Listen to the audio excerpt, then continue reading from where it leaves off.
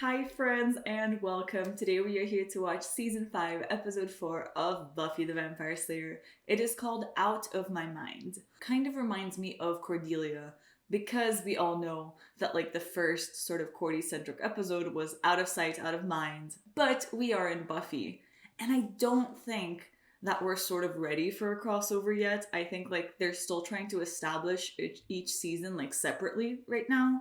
So I don't think Cordy would be crossing over, which leads me to think that I am misinterpreting the title. Maybe it could have something to do with a demon that has special powers to sort of go into people's minds or something like that. Um, I don't know if it could have something to do with sort of going back to like the sort of dream thing that we have been sort of discussing since Restless, but we have sort of also been ignoring. But maybe it could have something to do with that, because we still haven't really seen the Cheese Man, and I feel like they're also talking about some dream stuff in Angel right now. So I don't know. It could have something to do with that, but I definitely still feel like we're in the Monster of the Week territory. So I'm excited to see what the monster is going to do. And I feel like the only thing that I'm going to sort of manifest and hope for this episode is that Tara's here. Because if she's not, I'm going to be so pissed off because she wasn't here in the last episode and I really missed her. And like, as much as the episode was really fun, I feel like it's just not the same without her right now. I've grown really attached. So fingers crossed my girl Tara's back, but I guess we're gonna have to watch, find out. So I thank you all so much for watching, and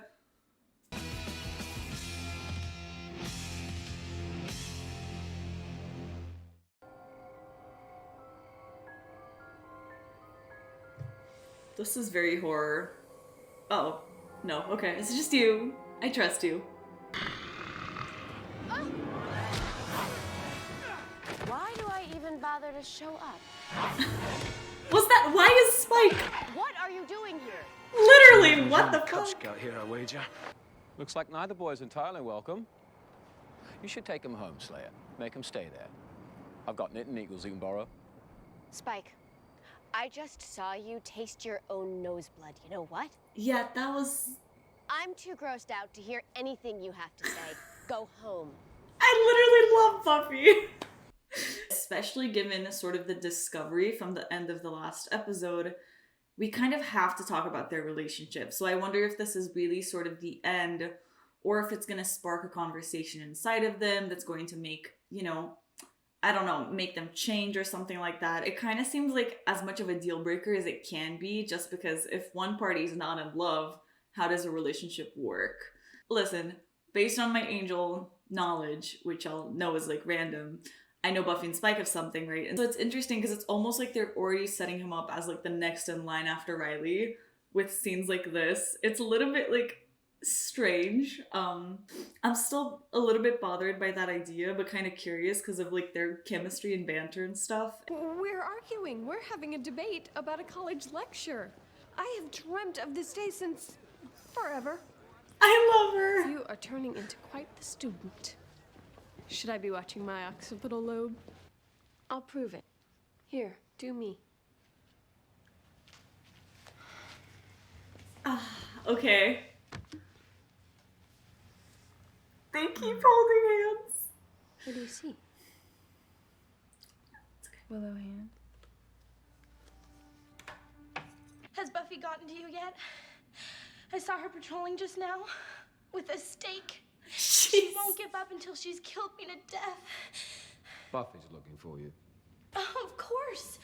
That's why I'm on the lam. Didn't you hear? I'm totally her arch nemesis. Is that right? I must have missed the memo. There was a Spike, oh my god. This is like a real emergency. I don't like how he looks at her. Every kid tries to make the substitute cry. It's like a rite of passage. This I child. certainly would not. I'm so Being a substitute confused. is an extremely difficult job. Besides, what is the... Who are you? Oh my god. Oh yes, Joyce. I'd get on my knees and beg you if I thought I could change your mind. You can't. I'm going home. And your friend here can't convince you to? I'm going. All right then. Oh god. But you're leaving against my recommendation. There's no way Riley's gonna die, right? Because What's going on? Call the initiative. If they know what's wrong with them, they have to help. Yeah, but call them how? First of all, they don't exist anymore, and secondly, they never claimed to exist in the first place. It's so unfair, and it's like Big Brother can spy on you all the time, and the second I have something to say, no one will listen. Sounds more like Big Sister. Graham? Riley? oh, Can we he talk? still exists. Okay. Agent Goodman, Agent Brown? Oh Talk. fuck, What's that going worked on, man? quickly. We gotta get this taken care of immediately. We gotta get you into an operating room. I'm not giving you a choice. Guess you're not. Oh fuck. At least that makes more sense than him going. I was really confused as to why he was like taking it seriously. The thing is, I don't trust them, but I kind of trust what they're saying. So I'm conflicted. I don't know if I want her to get Riley there or not.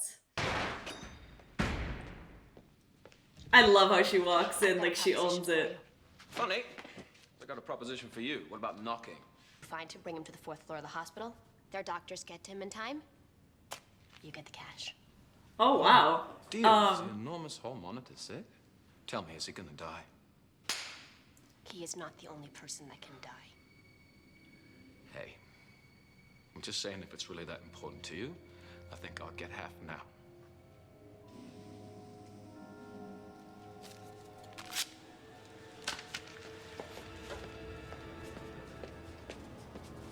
Buffy!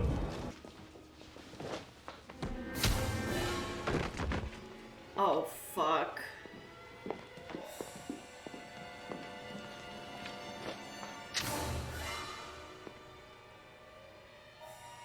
You got yourself a new patient, Doc. Oh shit. Okay, that was smart, Spike. That chip is deeply embedded in your cerebral cortex. Removing it could leave you a vegetable. That's not gonna happen, mate. See, I have faith in your survival instinct.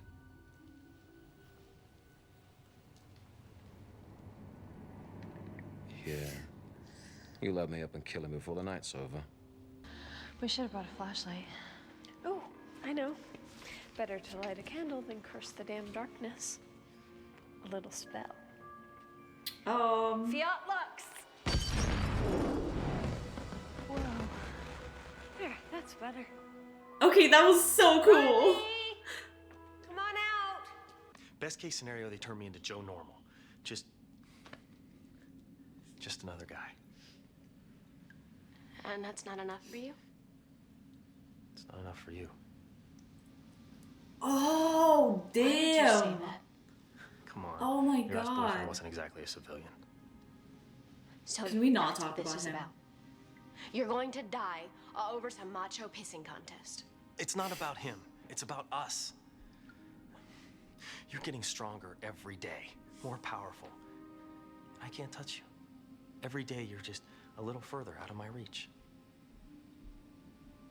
You want to touch That's me? so sad. I'm right here. I'm not the one running away. Not yet.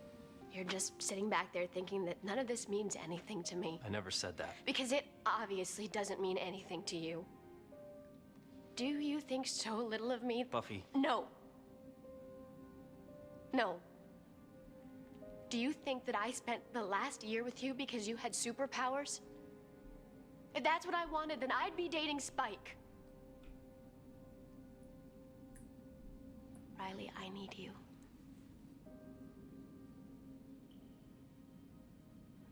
I need you with me. And I need you healthy. But if you want to throw it all away because you don't trust me, then I'm still gonna make you go to that doctor. Riley? Oh no, Riley, not right now. Who's told me Riley's not gonna die? I'm starting to get We're gonna worried. find the medic soon. He's not gonna make it. You are not going to die. But you say that to all the boys. No. There is one peroxided pest whose number's up. When I get my hands on Spike, I'm gonna rip his head off. I'm gonna... Bathe in the Slayer's blood. Dive in it. Swim in it. Only this is more of a beige. Would you please put out that cigarette? It's really not allowed. Oh, yeah? Says who? Oh, God, sorry. Didn't see the sign. The chip's out. I didn't think I could do it. It's out. Yeah? Yay! Yay for Spiky! Did it actually? Right then. Stitch me up, Doc. Got places to go. And slayers to kill. Okay. I wanted to tell you the great news. My head's all clear now. No more bug zapper in my noggin. Means I get to kill you. You get to try.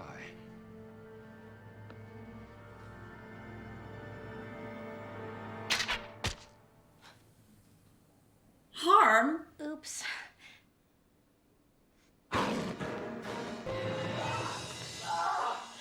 Oh, fuck. Okay, no. This is not looking good. Riley.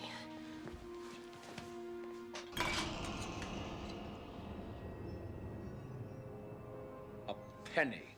Doctor! Doctor, we need you now!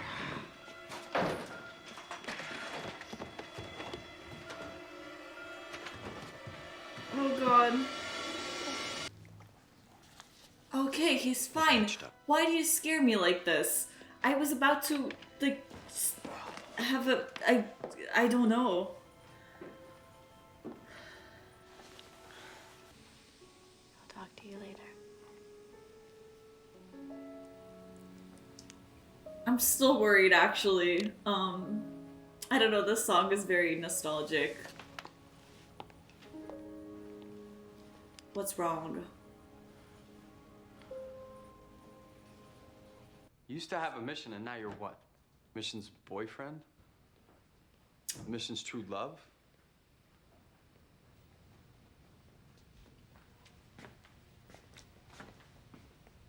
You belong with us. You know that's not true, right, Riley? Oh. Should have known it's you. Been nearly 6 hours. Well, it would have been less if I wasn't busy cleaning up your mess. Spike, you're a killer. And I should have done this years ago. You know what? Do it. Bloody just do it. What? End my torment. Seeing you every day, everywhere I go, every time I turn around. Take me out of a world that has you in it. Jesus. Kill me.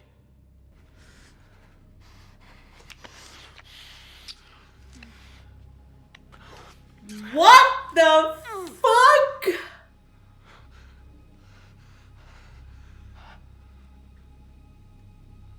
What the fuck? Oh my god, is she gonna go kiss him?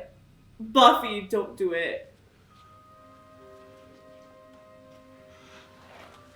What? What? Buffy, I love you. God, I love you so much. Oh! Oh my... Oh, God. Oh my god. Please, no. Oh my god. Oh my god. I really thought that was for reals. They fooled me. Holy shit. Okay. Okay. Okay. Oh my god. Oh my god. Listen. I figured that they were starting to set up Spuffy slowly but surely. Except they are really, really setting them up. Because, okay, right now we know that Spike has finally come to the realization that he is in love with Buffy, which is so weird. I am so, you know what I mean? This was weird. This was kind of insane. This is crazy. I can't believe that he is, like, he's actually in love with her. Like, I knew that something was going to happen, but I didn't realize that he was gonna already sort of finally realize he's in love. Like, I thought it was gonna be like a gradual thing of like, I don't know, maybe they make out and then he's like, oh, I don't know. Okay. Okay, and I've tried to sort of like prepare myself to this happening because I knew it was eventually going to happen. But I have to say that it feels so weird and like there's something about it that feels almost so wrong, but at the same time, it's like I also kind of get the appeal. But like, I don't know, it's just really out of the box and unexpected, and I'm just curious to see how they're going to build up to it because they have been leading up to this idea for a while, and I think that this is the first time that we are actually supposed to take it seriously because every time that they have like when they kissed and like whenever they talked about this sort of like whenever they had some sort of really romantic sort of chemistry, there was always something about it that was sort of supernatural. And I think this was the first time that we saw Spike sort of in a non-altered state of just dreams, like his dreams sort of showing him the truth, which is that he is I guess in love with Buffy, which I listen, because it's not even an attraction. He literally said like, Buffy, I love you or whatever. Like, this is okay, it's kind of fucked up, but I'm just actually really excited to see what's gonna happen now that he has had this realization. I feel like he can try and deny it, but I feel like especially with it coming in a dream, something that like it wasn't conscious, it just sort of made him realize that. I'm curious as to how he's gonna handle it, because I feel like a part of me thinks that maybe he's gonna go fully embrace the spiral of like, no, actually I hate Buffy, this is a lie, this is a lie. But I feel like eventually he's sort of just gonna have to come to terms with it. So I'm kind of blown away. I thought Buffy was gonna take a little bit longer to happen, just because right now they're still sort of enemies, and I imagined that they were gonna have to sort of become friends and then it was gonna go to sort of lovers, but it kind of seems like they're skipping the friends part, possibly because they're setting it up a lot. So yeah, I don't know how soon it's going to happen. I don't know how serious things get. Like, maybe they date for a week and they're like, nah, this is not it. But I'm just concerned and curious, I guess would have to be my state of being right now. It was also kind of sad that he was going to let Buffy kill him. I feel like, because it does feel like he's at a point where he might be close to giving up again. And I remember that this happened at a point in season 4 where, he tried to stake himself and he was talking about Drusilla. It was sad. But I just mean that, like, it sort of feels like Spike is back to having no sort of reasoning to live, almost. Because I actually did think he was going to succeed. I thought they were going to get the chip out. Because I feel like the character progress with Spike is going to make so much sort of more... Like, it would make it so much more meaningful if there was not a specific, like, chip there forcing him to act this way. You know what I mean? If it actually came from inside, I think that makes it so much deeper. I did think they were going to get the chip out, but the fact that they didn't makes me think that they're actually never going to get it out. This was the moment, and if it didn't happen, I don't think it's ever going to happen. So I think we're just going to have sort of a tamer version of Spike for the rest of, our lives. Which is interesting, because I always thought they were going to revert the thing of the chip. But, okay. I'm worried about what this is going to do for Spike's mental health, is what I was saying. Because he's clearly sort of, or they treated it as a joke, but he has already been through a sort of suicidal phase. And I'm scared that he's going to go sort of back to that once he realizes, like, what is there for him. And I think, especially now that he realized he's in love with the goddamn fucking Slayer, I don't think that's going to help his, like, confusion and state of being just mentally. So I don't know, I'm excited to sort of see where that Spike storyline is going to go, because I feel like for the previous episodes they had not been really focused on Spike. He was always there, but he was sort of in the background, and now it kind of feels like they're more bringing him into the forefront. It seems like he's going to start getting his own sort of storylines, like he's going to become a little bit more important, and I'm excited for that because he is a great character. And I'm curious to see where that relationship with Buffy is going to go. But overall, it was also so cool to see Harmony. I love that Harmony has a very, very similar sort of state of being than Spike, which is of really trying to be the big bad. I think both of them are actively trying to hold on to this title of villain, even though they are not villains, like, at all. Like, they can try, but they are not villains, I feel like especially Harmony, they really push it with us being able to see that, like, she has no malicious intents whatsoever. It almost seems like it's just boredom for her, which is why she makes up this whole idea of Buffy running after her and her being Buffy's arch nemesis. But they are really just interesting characters. Their dynamic together is always fun, but it's disturbing. Like, I really don't like the romance there. It just feels kind of wrong. It feels like Spike is just using Harmony. So I like that we've seen her sort of a little bit more consistently this season. And I wonder if they could have plans in like keeping her on for a little bit longer. I can imagine things that I'd want to see in regards to Harmony in the show, but I can't imagine the writers having like the space or time to develop so much of Harmony. So I am curious to see if these were sort of just because we're in the beginning of the season and because they have the ability to go very Monster of the Week right now. Maybe this is the part of the season where Harmony fits in, but I'm not sure she's going to stick around for too long. I think when it gets very plot heavy, which I'm going to guess is going to be around the middle of the season, then I'm not sure how much space we're going to have for Harmony. So we're going to see, but I wanted to make it very clear that I love Harmony, love seeing her, and her banter with Spike can actually be very, very interesting. Not as interesting as Spike and Buffy, but still interesting. Now I want to talk about Buffy and Riley, because I have to say that this episode really got to me. I really thought Riley was gonna die. If you know me, if you watch my videos, you know that I am like pretty certain Riley's gonna die because I just have a feeling. I always thought that he wasn't gonna make it to season 5. So now that he's actually in season 5, it still feels weird, but at the same time, I think he might leave. With the conversation that they sparked in the end of this episode right now with Graham, I don't know how to say his name, Graham? I'm not great with like saying names in an English accent. Okay, anyways, that guy. Part of the conversation that he was having about Riley not being meant to stay there and Buffy being the only reason he was staying there, I think that might be sparking something inside of Riley that's going to make him leave. Yeah, because I was trying to see how he was going to fit into the season 5 dynamic to see if maybe he was going to stay. And I do think that he was fitting in. He does fit in. But I still have a feeling about him that he is not a character that lasts that long. And this is why I was actually very, very concerned this episode. I really thought Riley was going to die. I felt it and I saw it. I literally saw his death this episode. And I didn't think it was going to bum me out as much as it did. But it really, like, I was fully about to start crying. I don't know why. And maybe it has to do with, like, knowing how much it would hurt for Buffy. Because I don't think I'm that attached to Riley. But I was really, like, almost going through it.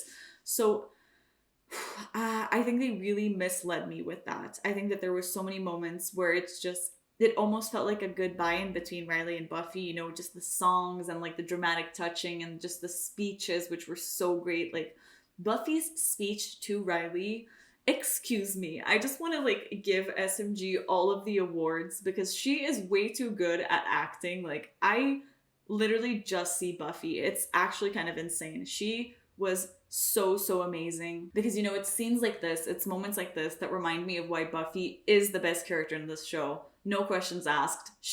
There's something about her that is so damn special. And I think that, you know, sort of the speech that she was doing, the writing in this show was so damn good because that speech was just emotional as hell, incredible, so well acted. Everything about it was insane. It makes so much sense that he was afraid of losing Buffy because we found out in the end of the last episode that he's sort of having his doubts about the relationship.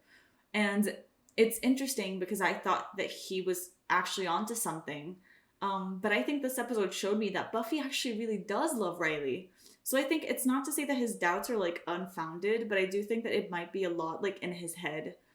I think he has a lot of self-doubt. He clearly compares himself to Angel like a lot, which we don't want to do that because Angel, like we don't go there. But what I do mean is that like I think this may be a lot more resistance coming from Riley's side in accepting that Buffy loves him than Buffy actually loving him, because I think she does, and I think she made it very clear, and I think she was offended by the fact that he would think that he would even doubt it.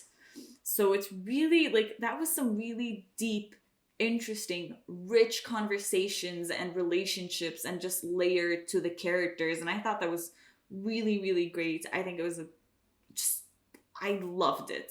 That's all I have to say. Still concerned. I still think that maybe Riley might be leaving, kind of like how the initiative guy, whose name I suddenly don't know how to say, I think he's onto something, because you should never stay in a place because of one person. That's not good. You should never depend on somebody that much, because if something doesn't work out, you know what I mean? So I don't think there's enough holding him in Sunnydale, because while I do think Buffy is enough, I'm not sure how enough she is for Riley. While I was convinced at the end of the last episode that this was definitely the end, and I thought that Riley was actually going to talk to Buffy about it, which I'm surprised that he didn't. I thought that he was going to sit down with her and actually have a talk and be like, this is what I'm feeling. But it's interesting that he sort of didn't, and I kind of don't love that, because I think that the way that I saw the end of the last episode was that it was that moment that made him realize that Buffy's not actually in love with him. But by the fact that he didn't talk to her about it this episode, it makes me feel like he's sort of not always known, but like this is not a feeling that he just discovered. This is something that like he has been thinking about for a while.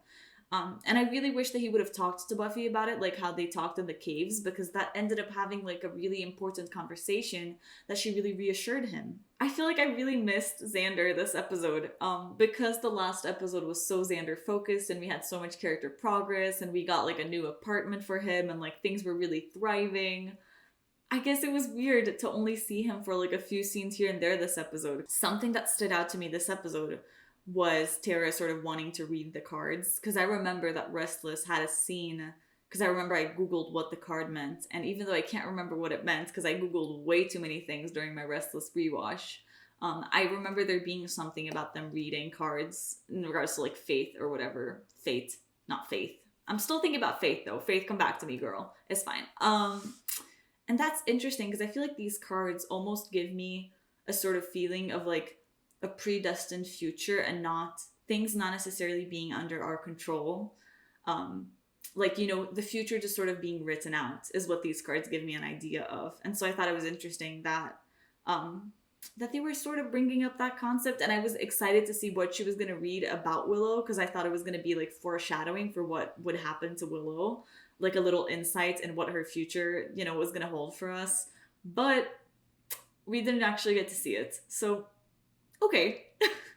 Interesting, but okay. And another sort of like interesting thing from the episode is that I really liked to see Xander work for Giles. I thought that was great that he was doing the construction for like the shop. That's pretty genius. Huh? It's a great way for Xander to get into sort of the story, and they're really taking the Giles' shop thing seriously, and I kept thinking that, like, I don't know, I have some trust issues in regards to this season and showing me things that I should believe or not, like the sister, which is going to be my next point. So I kept thinking, I don't know, a part of me just still can't believe that he actually bought the shop. So it's really interesting to see that they're showing it more and more every episode. And I wonder if it's going to become sort of an important setting. I'm curious, because the way that they presented Xander's apartment, it seemed like that could be somewhat of an important setting. But we haven't gone back to it yet. I'm curious to see what settings could be coming in this season to become sort of season 5 specific kind of places where they meet and hang out and those kind of things. So interesting. And I guess we can talk for a second about the sister. Okay, so I am very glad that Joyce had this small breakdown. Not because she had a breakdown, like I'm so sorry she had to go to the hospital. That was sad. But at least it helped me not think that I'm going insane. Because it's been like a few episodes now where they're treating this girl like we know her. And I was starting to like feel gaslit. It's interesting because this was the first time that it's actually been acknowledged that like, we don't know who this girl is. We don't know where she came from. Like, we don't know if we can trust her. We don't know, like, I don't know. We don't know anything about her. She sort of just showed up. So I thought that was interesting. Because they had been feeding that lie so much, that it's good to see a seed of doubt, because this makes me feel like we're going to be addressing it, and I really hope we do, because I look at that chick and the only thing in my head is pure confusion. I'm like, I don't know if I can like trust her, like I don't know. And the fact that she was saying that she lies in her diary makes me feel like the entirety of her episode could be a lie. But I think she's an interesting character because she's such like a teenager. You know, just like, I don't know, all the serial things and the wanting to be in Buffy's room while she's talking to Willow. Just, you know, everything about her. The fact that like while Buffy was talking to the doctor and doing sort of like the big sister sort of scenario of having to be the one responsible for her mom, you know, Dawn was just playing with a little stethoscope or however the hell you call it. It feels very sort of on brand, and I really like, the thing I like about her is that she has been showing what Buffy is like as an older sister. And so it's interesting to see her sort of fit into that role. I don't know, it really makes me like her because, like I said, I'm a big sister, and so I feel like so much of what is happening, I don't know, I feel like I'm relating to Buffy in so many other ways that I never thought I was going to, because she has always been an only child. I really, really like that we finally sort of broke a little bit of the fourth wall, I want to say, with Joyce realizing something is up with the chick. So I'm excited for us to have some answers regarding that. I really need those damn answers already. I enjoyed it that we talk about the initiative this episode because I feel like we had been, I guess, neglecting them a little. I feel like we hadn't talked so much about everything that happened. So I think it was nice because I feel like even after, like even in season 4, we were talking about the mayor, we were talking about Faith. So I like that they haven't like completely dropped the initiative talk. And now I am very curious to see to what extent are they going to be coming back in regards to Riley. Next episode is called No Place Like Home. Oh, Riley is gone leaving. He is out. Okay. Bye-bye, Riley. There's no way that this isn't Riley going back to his house. Like, I think it's Iowa, right? Because of the episode Goodbye, Iowa. Yeah. Could this be it? This could definitely be a goodbye episode to Riley. Oh man. That's a little bit upsetting, I guess, but I think that's where my mind has to go to immediately. In regards to home, and I guess Riley sort of made the realization this episode that Sunnydale's not really home for him. So I guess I'm gonna have to watch the next episode to find out. But thank you all so much for watching this with me, and I will see you in No Place Like Home. So bye bye.